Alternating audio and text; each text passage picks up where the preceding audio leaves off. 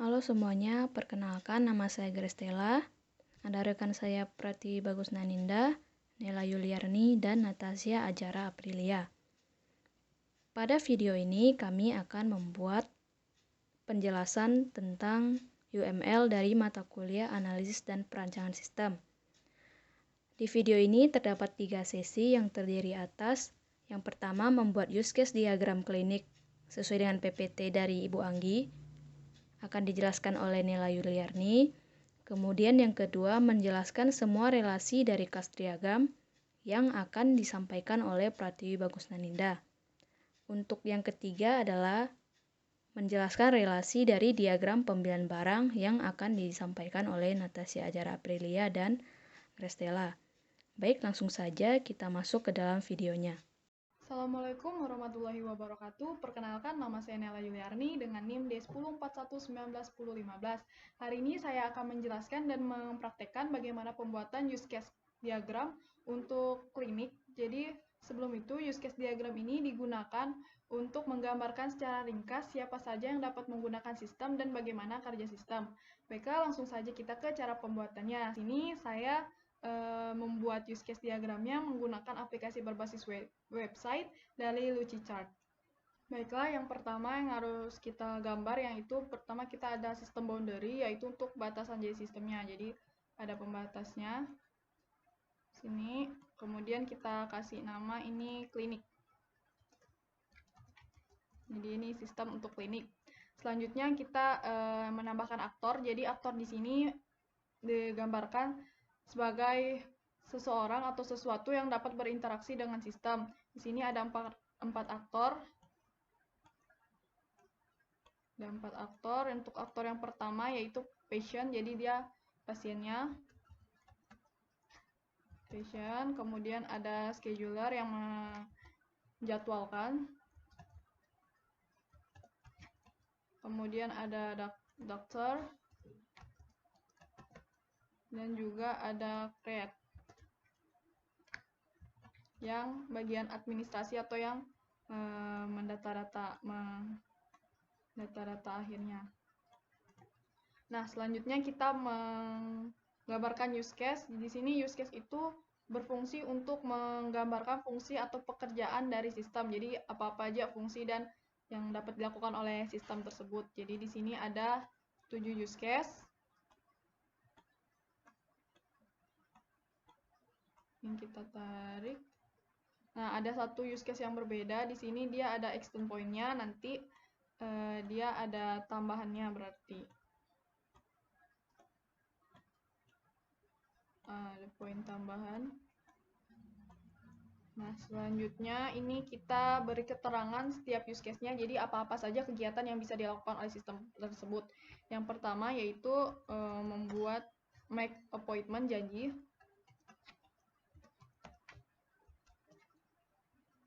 Nah, jadi dia dapat membuat janji, kemudian dapat meng-cancel janji. Kemudian dia juga dapat memesan obat, merequest medication.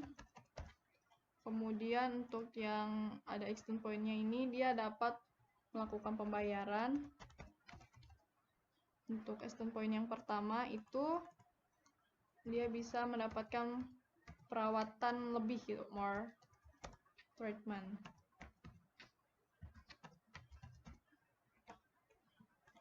Nah, selanjutnya yang ini dia untuk mengecek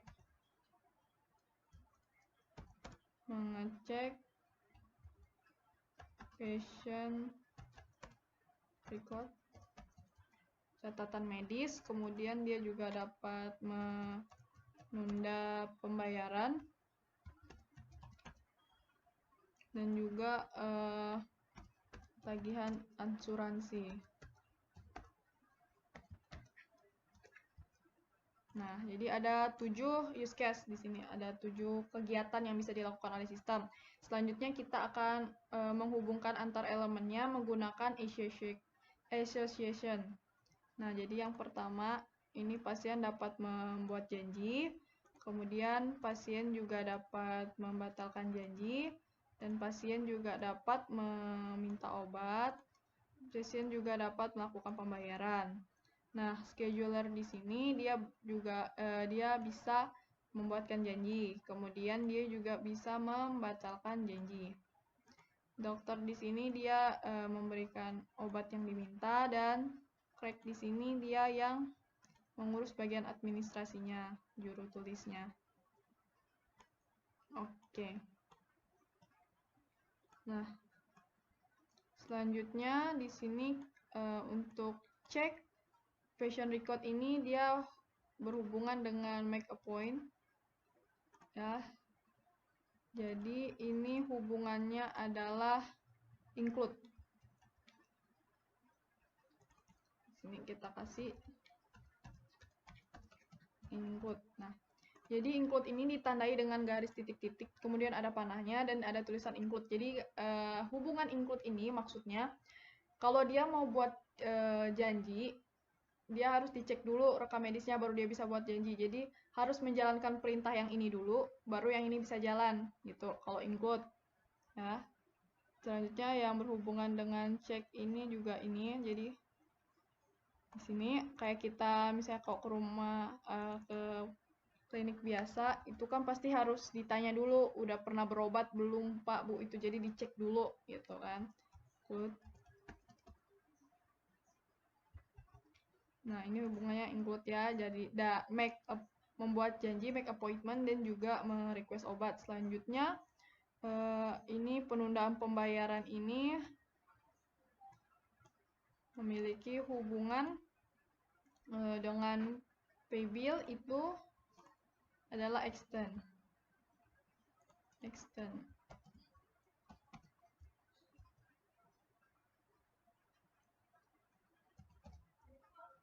Nah, jadi extend ini maksudnya dia dapat melakukan pembayaran dan dia juga dapat melakukan penundaan. Jadi dia nggak kayak include. Kalau include kan dia harus dicek dulu baru bisa buat janji. Tapi kalau di extend ini dia bisa langsung bayar dan dia juga bisa melakukan pengajuan untuk penundaan bayaran gitu. Selanjutnya ini tagihan asuransi, ini masuk di sini, dan ini hubungannya adalah general.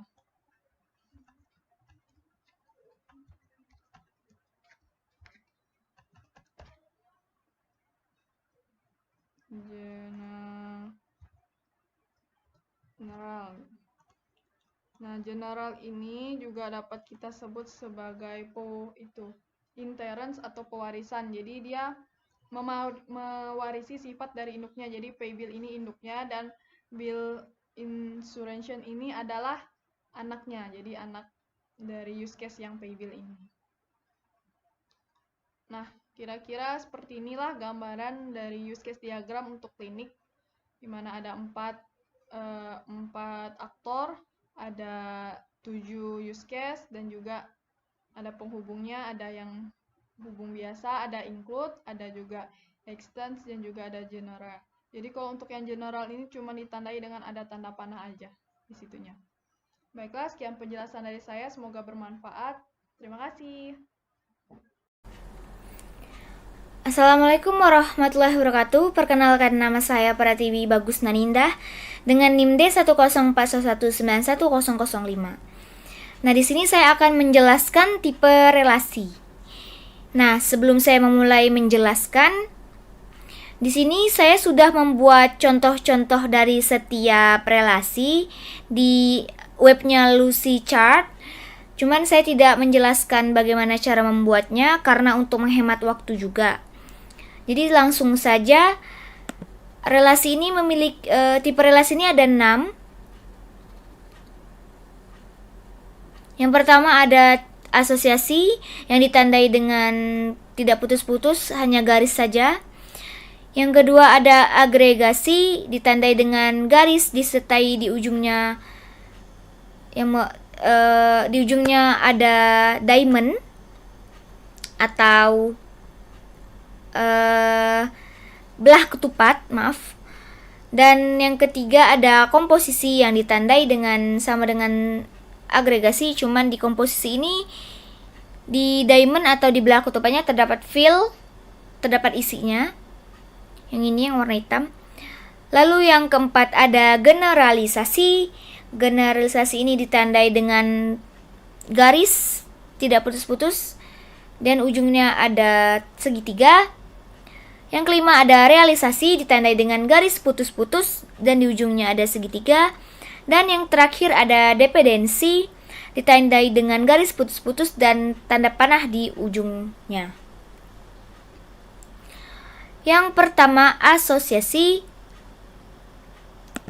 Jadi relasi asosiasi ini merupakan suatu hubungan struktural yang menggambarkan objek dari suatu kelas dihubungkan ke objek dari kelas lain. Nah, asosiasi ini mewakili hubungan statis antar dua kelas bersama dengan multiplisitas. Di sini contohnya pesawat. Pesawat memiliki penumpang. Nah, ini hubungan antar kelas. Jadi di sini ada multiplisitasnya. Di sini satu pesawat bisa memiliki satu atau banyak penumpang. Nah, multiplisitas ini mendefinisikan berapa banyak objek yang terlibat. Di sini ada 4 jenis multiplisitas ya. Yang pertama itu ada 0, disimbolkan dengan 0.1. Artinya tidak ada atau satu saja. Lebih jelasnya diberi contohnya seperti kursi pada pesawat. Jadi kursi pada pesawat itu bisa jadi tidak ada penumpang sama sekali atau tepat hanya satu orang yang menduduki itu. Jadi tidak mungkin kursi penumpang ada dua orang. Mungkin bayi, mungkin di pangku ya. Selanjutnya yang kedua ada tepat satu, hanya satu saja, tulisannya satu seperti ini. Jadi tepat satu. Contohnya suatu manusia, seorang manusia hanya memiliki tepat satu agama. Yang ketiga, 0 atau banyak objek ditandai dengan 0 titik-titik bintang. Contohnya suatu kelas tidak memiliki mahasiswa, maksudnya kelasnya kosong, atau bisa memiliki banyak mahasiswa. Nah, yang terakhir ini satu atau banyak.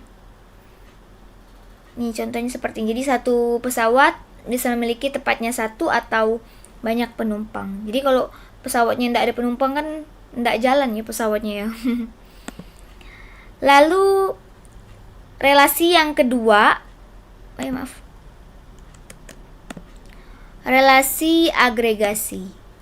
Nah, relasi agregasi ini relasi antara dua objek dengan yang bahwa satu objek ini memiliki atau mengandung atau berisi objek yang lain. Jadi secara bisa juga dikatakan kalau agregasi ini sering disebut juga relasi has-a, jadi memiliki. Nah, di sini contohnya mobil memiliki kaca spion. Di sini mobil memiliki kaca spion. Jadi bisa dikatakan itu tanpa kaca spion juga mobil masih bisa berjalan ya. Jadi di sini multiplitasnya satu mobil bisa tidak ada kaca spion atau banyak. Kaca spion di mobil kan biasanya 2. Iya kan, biasanya 2. Nah, 2 kan lebih dari 1. Jadi banyak. Yang ketiga ada komposisi. Jadi komposisi ini sebenarnya sama dengan agregasi, tapi suatu kelas ini merupakan bagian utuh dari kelas lainnya. Namun satu bagian kelas tersebut akan sangat bergantung pada keberadaan kelas lainnya. Jadi apa yang istimewa dari komposisi ini daripada agregasi? Karena setiap kelas tidak dapat berdiri sendiri. Di sini saya kasih contoh komputer, ada mouse, ada CPU. Nah, kelas mouse dan kelas CPU ini tidak dapat berdiri sendiri tanpa adanya komputer. Begitu juga sebaliknya. Dan multipliers-nya tepat hanya satu mouse dan tepat hanya satu CPU. Selanjutnya, yang keempat, relasi generalisasi. Jadi relasi generalisasi ini merupakan relasi turunan yang dimana sebuah kelas diciptakan berdasarkan kelas induknya atau kelas lainnya. Kelas yang diciptakan tadi disebut dengan kelas anak dan kelas asalnya disebut dengan kelas induk. Nah, di sini contohnya pembayaran. Pembayaran ini disebut kelas induk karena memiliki turunan yaitu kelas anaknya cash dan kredit. Jadi cash dan kredit ini merupakan turunan dari pembayaran. Jadi cash dan kredit ini kelas cash dan kredit ini tidak ada apabila tidak ada pembayaran. Jadi diturunkan dari pembayaran. Kalau tidak ada pembayaran cash dan kredit apa gitu kan. Jadi turunannya jadi cash dan kredit kelas anak dan pembayaran ini induknya. Selanjutnya, tipe realisasi. Realisasi merupakan relasi yang terjadi antara kelas dan interface, di mana interface merupakan media penghubung dianalogikan sebagai sebuah port. Realization ini merupakan relasi yang terjadi akibat implementasi dari interface. Dalam relasi realization ini, sebuah kelas yang mengimplementasikan interface tertentu harus mendefinisikan implementasi seluruh metode yang dideklarasikan dalam interface-nya. Di sini contohnya ada interface mesin dan mesin. Jadi hubungan antara kelas dan interface. Dan tipe relasi yang terakhir ada dependensi. Jadi dependensi merupakan relasi di mana sebuah kelas membutuhkan kelas lainnya untuk dapat berjalan. Jadi dependensi ini merupakan relasi antar kelas yang dimana satu kelas itu sangat membutuhkan atau tergantung kepada kelas lainnya, tapi keberadaannya tersebut tidak timbal balik. Nah, di sini contohnya ada mobil dan mesin. Jadi mobil ini tidak dapat berjalan tanpa mesin. Dan jika terjadi sesuatu pada mesinnya rusak atau segala macam, maka mobil tidak dapat berjalan. Jadi sangat bergantung pada kelas lainnya. Relasi dependensi ini digambarkan dengan panah yang dari satu kelas ke kelas lainnya. Digambarkan dengan kelas arah panah tersebut itu menunjukkan kelas yang dibutuhkan. Seperti kan mobil membutuhkan mesin. Nah, sekian penjelasan dari saya. Mohon maaf bila ada kekurangan dan penjelasan selanjutnya akan dilanjutkan oleh rekan-rekan saya. Terima kasih. Assalamualaikum warahmatullahi wabarakatuh. Nama saya Natasha Zara Aprilia dengan NIM D 10411911047. Pada video kali ini, saya akan menjelaskan mengenai UML atau Unified Modeling Language. Nah, UML yang akan saya jelaskan kali ini yaitu merupakan jenis dari kelas diagram pembelian barang. Nah, UML sendiri fungsinya yaitu memvisualisasikan atau membuat spesifikasi, merancang, dan mendokumentasikan aspek-aspek dalam suatu sistem yang akan kita buat. Nah, pada kelas diagram ini, yang pertama di sini merupakan kelas customer. Nah, pada kelas customer ini terdapat tiga kolom. Kolom pertama yaitu nama kelasnya sendiri, yaitu kelas customer, kemudian di sini atribut. Nah, pada kelas customer di sini terdapat dua atribut, yaitu atribut nama dan alamat. Kemudian kolom yang ketiga itu kolom untuk metodenya. Nah, relasi antara customer dan order di sini merupakan relasi asosiasi, hubungan asosiasi. Nah, hubungan ini tuh artinya tidak memiliki ketergantungan satu sama lain. Jadi, maksudnya customer bisa melakukan order atau tidak, seperti contohnya di sini yaitu kan relasinya yaitu 1 to 0, 0, 0, 0 or many. Jadi satu orang customer bisa saja melakukan order, bisa saja melakukan satu atau lebih order atau tidak sama sekali. Nah, kemudian di sini ada kelas payment. Nah, pada kelas payment ini bisa disebut sebagai kelas abstrak karena kelas payment ini bisa juga disebut sebagai superclass dan 3 cabang di bawahnya ini merupakan subkelasnya. Karena 3 kelas ini bergantung pada kelas payment ini. Jadi, payment ini memiliki atribut amount atau jumlah. Jadi, pembayarannya atributnya jumlah, kemudian tidak ada metode. Nah, kemudian pembayaran ini bisa dibagi lagi ke 3 subkelasnya. Yang pertama ada kredit, cash, atau dengan cek. Nah, pada kredit ini memiliki atribut ada 4 hitungannya. Kenapa? Karena dia bergantung pada payment. Jadi, atribut dari kredit ini yaitu number, type, expired date, dan amount. Kemudian pada metode kredit di sini terdapat authorize atau otorisasi. Kemudian ada kelas cash, yaitu dengan atributnya cash standard dan amount, dan kelas yang ketiga yaitu kelas check. Kelas check dengan atributnya yaitu name dan bank ID banknya, dan sama metodenya yaitu authorize. Nah, untuk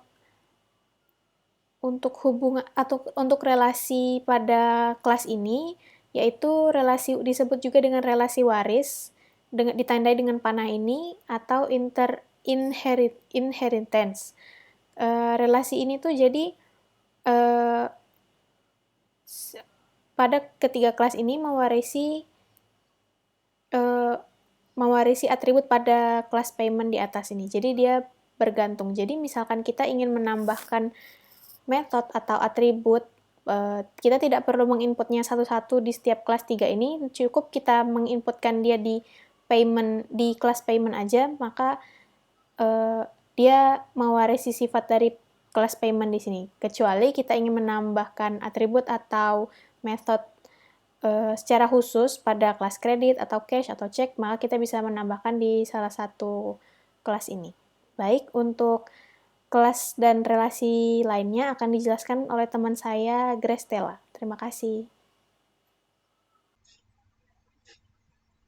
Baik, perkenalkan nama saya Grace Stella dengan NIM D104-1191009.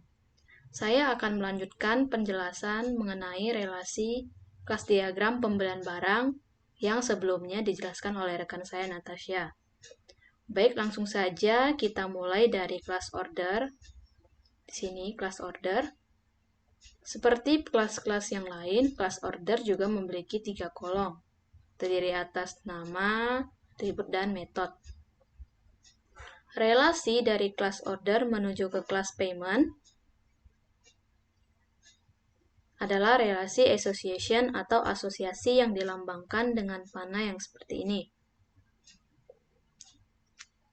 Mengapa disebut relasi association? Karena objek dari kelas order dihubungkan dengan objek di kelas yang lain atau kelas payment. Untuk multiplicity-nya adalah 1-to-1 or more. 1-to-1 or more. Tanda bintang ini dibaca dengan more. Selanjutnya, relasi dari kelas order menuju ke kelas order detail adalah relasi aggregation atau yang sering disebut dengan relasi has-a. Jika sesuai dengan kelas yang ada di layar, maka dapat dibaca order has-a order detail. Untuk multiplicity dari relasi ini adalah 1-to-1 or more, seperti yang relasi dari order menuju ke payment. Selanjutnya untuk relasi yang terakhir, yaitu kelas order detail menuju ke kelas item. Relasi ini adalah relasi association atau asosiasi, dilambangkan dengan panah seperti ini, seperti yang tadi. Dan untuk relasi aggregation itu ada lambang seperti belah ketupat. Baik, langsung kita lanjutkan lagi. Untuk relasi dari order detail menuju item itu adalah relasi association karena objek dari class order detail dihubungkan dengan objek dari class item. Dan untuk multiplicity-nya adalah non or more, 0 di sini dan ada tanda bintang menuju ke 1 atau 1. Baik, sekian video dari kami. Apabila ada kesalahan kata dalam menjelaskan, kami mohon maaf. Sekian dan terima kasih.